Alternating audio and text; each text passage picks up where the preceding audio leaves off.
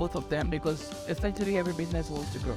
Give you all the solutions in this room and how we can set the progress, the growth marketing engine. Don't forget the marketing marathon I mentioned. Don't forget the growth marketing engine, and don't forget the tool that you need to be able to measure your ROI. From the push end, you're also making sure that the product is available on the shelf. Otherwise, you end up creating a demand for another product. So that's the push strategy.